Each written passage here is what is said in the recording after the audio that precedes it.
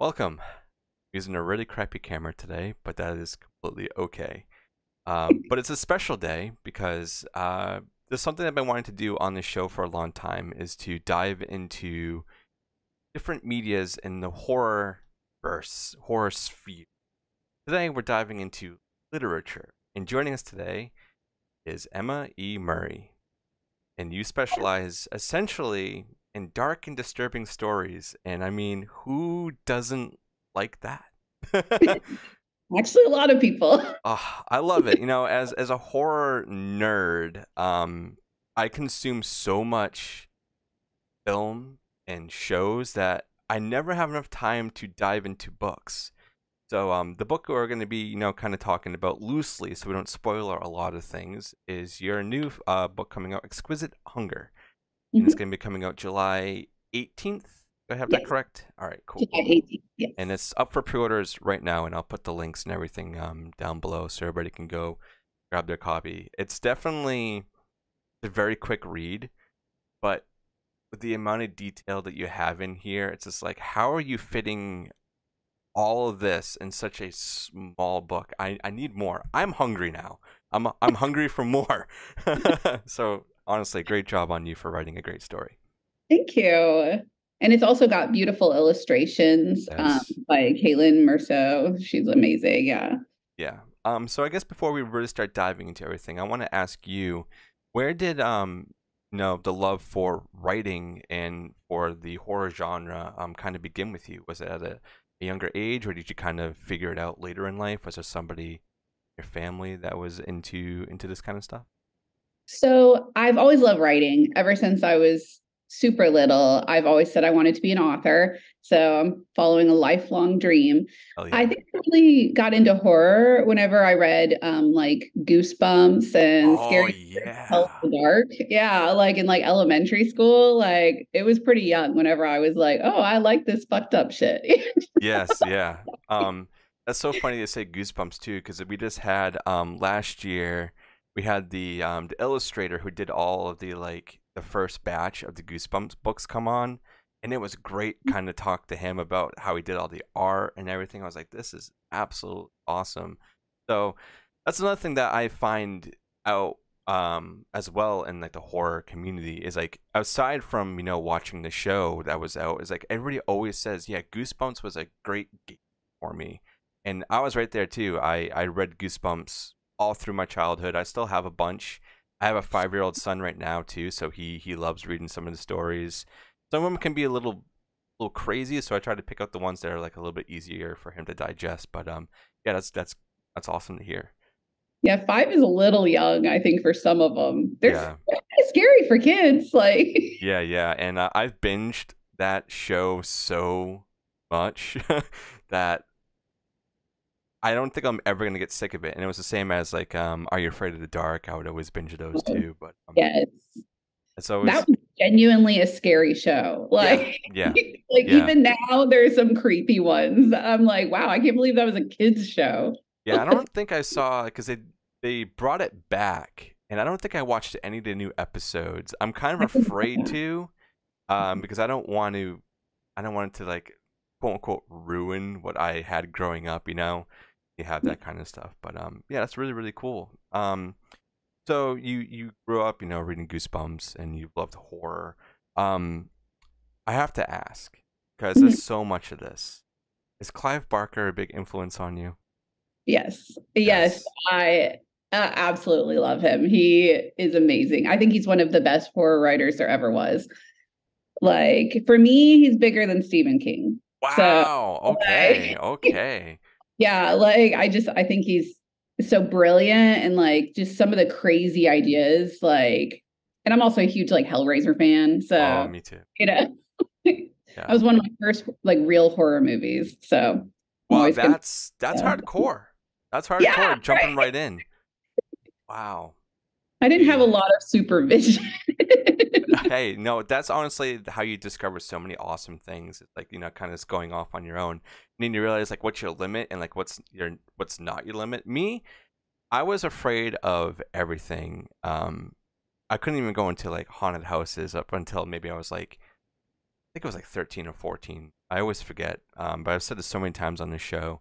And my first like real movie that broke me into loving horror was Halloween 1978. I have a bunch of masks over here, but with the crappy camera I have right now, it's hard to see them. But that's what really, kind of brought me into it. And then later on in life, when they started releasing like the book versions of the films, like you could read like the scripts or how it was, I guess, supposed to be in a different way. So I really started digesting those, and then love Stephen King growing up, love Clive Barker. It's always been a battle between those two with me, but Stephen King has always come out on top. I don't know if it's just because of the amount of output that he puts out all the Yeah. time. But Clive definitely can go really hard in some very small amount of pages, and you are doing the exact same. Yeah, I mean, like, I no hate to Stephen King. I Yeah, yeah, absolutely yeah. love him, but I feel like he's a little bit more hit or miss. I love everything by Clive Barker. So Yeah, yeah, yeah. And another thing that I really like too is you incorporate a lot of like queer tones to your writing, like Exquisite Hunger, deals with two girls. At least that's how I was reading it, because you don't really you don't know the name of the main person, which I like a lot. So it could be you, it could be somebody else. But I always like reading stories when you don't know exactly who the main character is that you're following. And I was reading this on my phone, so I came up to like 38 pages, but I think it's like way less than that because on the phone it's shrink to pages. So how big is this book? yeah, it's not super long. It's a chapbook. And so that's kind of like in between like an extended short story and a short novelette. And so, like, yeah, with the illustrations, it's only, yeah, like a few dozen words. I mean, a dozen pages, like, but like, yeah, it's not super long. Actually, it was kind of a challenge to get it to that length because like a chapbook is kind of a specific length genre. And so yeah, and so yeah. Wow, that's really impressive though. And I've read that you have 11 other stories out there that I need to go track down, like right I now. have a lot of stories out in some amazing anthologies, and I have some more coming out. Actually, there's it's not exactly horror, it's post-apocalyptic, but Oh, there's a collection coming out called The First 5 Minutes of the Apocalypse that is coming out actually later this month too. oh And wow. I absolutely love, I got an early copy because I'm an author. And so I absolutely love all the stories in that. And mine in there is one of my favorites. And so, That's awesome. and I also, another favorite of mine actually that I think you would probably like because it's very horrific. Like people have been telling me, and it's a little bit erotic almost, kind of like Exquisite Hunger is my story, Mother of Machines, in Obsolescence, which is an anthology of sci-fi and horror, like dark, Oh, kind of dark mirror kind of stuff. And it's all about technology. And mine's about a teenage girl that falls in love with an industrial lathe. oh my God, yes, I need this right now. I need to go digest that. That sounds awesome. Wow, you're busy too. That's great. Being busy, especially in this day and age, is such an important thing. So I'm happy to see you, going out and about and being incorporated in anthologies and everything. I need more of your work. I'm gonna go hunt down everything and buy it because it's great. Thank you. Well, Thank you. hopefully I'll have some longer things coming out soon. I have some novels out on submission, and so hopefully somebody picks them up. And I also have a secret longer project that's coming out next year, but it hasn't been announced yet, so I can't say too much. Awesome, awesome. I'm excited, so I'll be keeping my eye on that. But we also kind of have to talk about Medusa. So, how did you get into contact with getting your short story? I'm going to call it a short story chapbook, whatever you want to call it. Exquisite Hunger into Medusa Publishing. So I ended up reaching out to May, who is the head of Medusa House, because I loved Queer Saints, the book of Queer Saints that she put out, which is an anthology. And as a bisexual woman, like I love all the queer representation in horror. I don't think there's enough of it, and I especially agree. like femme queer representation. And I like that she really pushes for that. And so we became friends, and she really likes my writing, and she is like a writing buddy of mine. So we switch out things. And then I was like, I'm thinking about writing a chapbook. And she was like, yes, I would love to have that for Medusa House. And so I wrote it, we went through it, and she was like, this is going to be the debut from Medusa House Publishing. So That is so cool.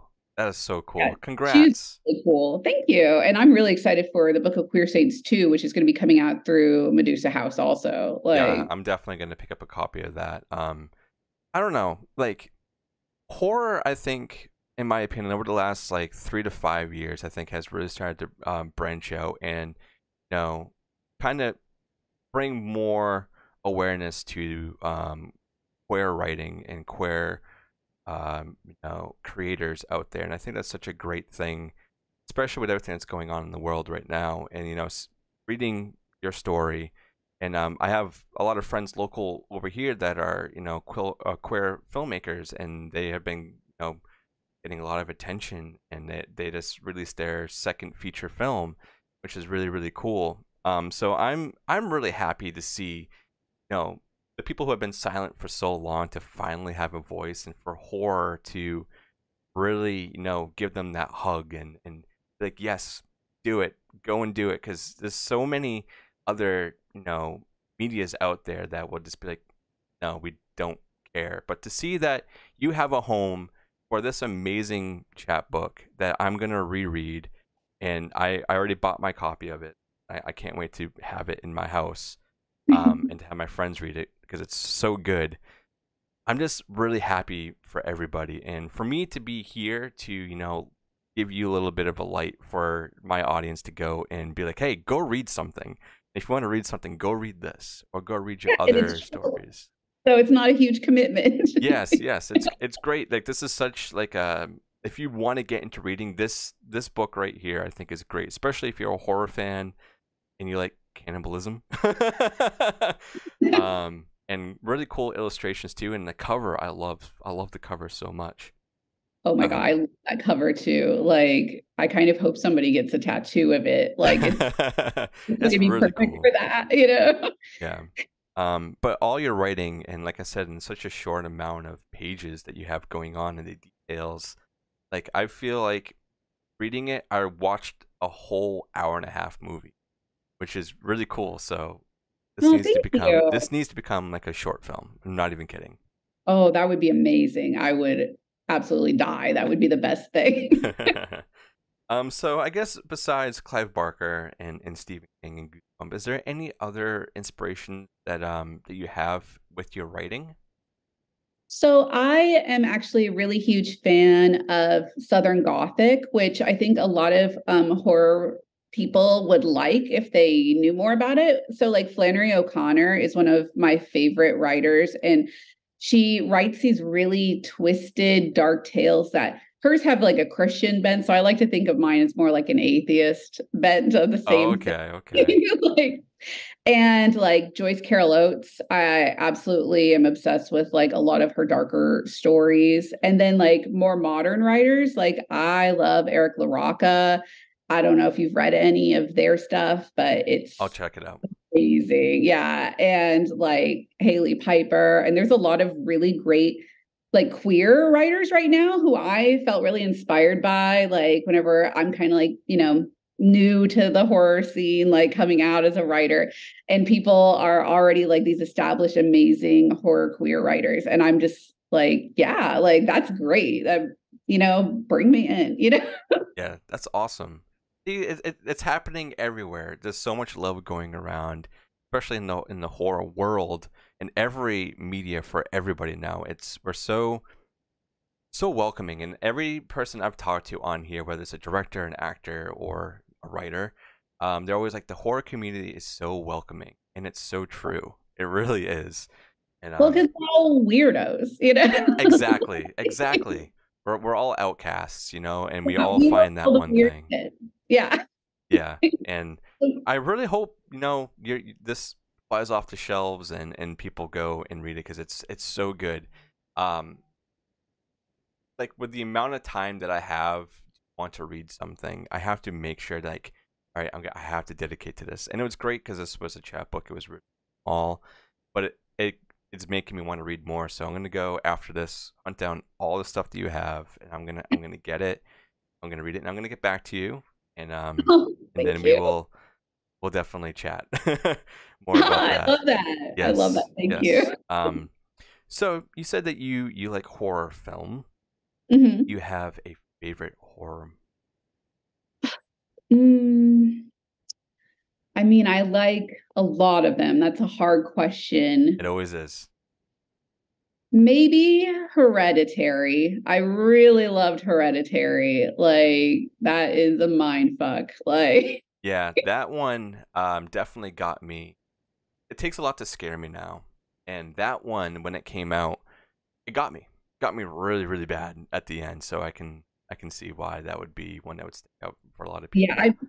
I'm like impossible to scare. And that one, yeah, had me on edge, which I was impressed with. Yeah. Like, and Midsummer, honestly, close up there too, because I just absolutely love everything by him. Like, Yeah, cinematography is beautiful, really is. yes, that's a big thing for me too. I'm kind of like an artsy like person. So I love like a beautiful film. I can really tell that in your writing too. Like I'm just going through my mind right now of you like establishing sceneries in this chapbook, and describing where these people are living, and describing it in detail that's really strong, and you can really view it, but in such small amounts, like a paragraph of just describing one thing, or describing how the main character is doing this thing to the person that they're essentially following or looking at, and it's so creepy, but it's so beautiful at the same time because of how well you're able to establish this person's being, and it really drew me in. So I Wow, love thank you. that. That's always what I'm going for is like really disturbing and creepy, but beautiful. Yeah, So yeah, it fits. It fits. thank I really don't want to spoil too much of this because it's not out yet. It's coming out really, really soon, but there's just so many things that happen, and I'm like, wow, how did you have to? Where did you go to put this out?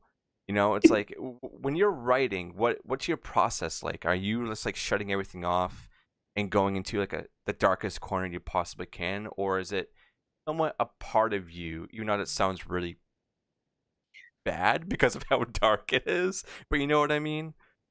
I mean, so whenever I write, I do need to kind of like block out the world because I feel like I'm a little bit of like a method writer, like method actors. I really like put myself in that headspace like 100%. And don't worry, I'm not really cannibal though. Okay, I'm gonna trust you. I mean, if there was like an ethical way to try it, though, would I say no? I don't know. I mean, I Hmm, have to be that's in a that good question. situation, you know. Like, but at this point, no, I'm not a cannibal. Not in this But world. but yeah, I mean, like I also like I happen to actually suffer from OCD, and so I have a lot of intrusive thoughts, and that's my inspiration for a lot of my Okay. work. Is like I said, I'm not easily scared, and so the things that really freak me out that come into my mind and tell me, these horrible things are going to happen, I actually get a lot of catharsis by writing about them. And a lot of people relate to them, and they'll feel like, oh, that's something I'm afraid of happening too. And so that's kind of where I get some of my inspiration for the darkest things. I guess I just have a really messed up brain. Hey, we all do in some sort of way, and be able to show it in either literature or on film, and find an avenue to do that without making you seem completely insane, is great. And that's why I love horror, because there's no boundaries really. You can go as far as you want, and people will eat it up. I mean, look at me. I'm loving this story of this person literally stalking their neighbor and doing horrible things, and I'm like, this is a great story. I know that's always the best kind of horror, in my opinion, is whenever you're reading it and you're like, I feel like almost dirty that I like this, Yeah, but I do. yeah. Uh, God, like this is that whole section of what happens is like, even just thinking about having to write that is crazy. So thank you for doing that and doing the hard hard work and just having my brain, now just having to imagine it when you're the one that had to write it, imagine it, and get it, published. So that's crazy. Yeah, Um, well, maybe it's wrong, but it's fun too. That's my favorite part to write is the really, really messed up hell parts. yeah, hell yeah. Okay. So besides your favorite horror film, do you have a favorite book? It doesn't have to be horror, but I imagine it's probably Oh gonna my be. favorite book. Oh my God. There's so many amazing books. That's really hard. I mean, I'll answer, but I reserve the right to change my answer Sure, later. sure. Because I feel like I'm going to be like, oh no, I think of a better one. But so like one of my favorite writers is Cormac McCarthy. Okay. Um, and I don't know if you've read it, but Child of God is by him, and it is about like a serial killer, basically. I absolutely love serial killer fiction. And so it is not probably technically horror, but it's one of the It's scariest pretty things I've ever borderline. read. Like, yeah. So that's probably my favorite book. I don't know if I could pick a favorite book. Yeah, I'm like that too with the things that I read like growing up. One of the books that like really really messed me up was Red Dragon. The book messed me up way more than the films did.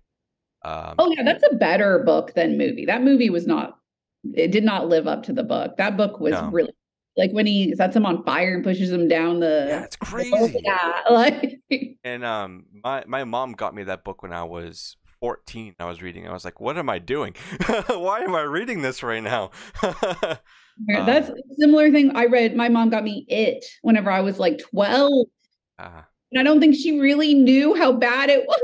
I yeah, was a reading it and was just like, crazy what the crazy fact. So out of all the Stephen King books and movies that came out, it has always been my favorite, especially the book. And you're gonna call me crazy for doing this, but I'm not even kidding. I've read through the book like 8 times, and it's huge. So I love that book so much.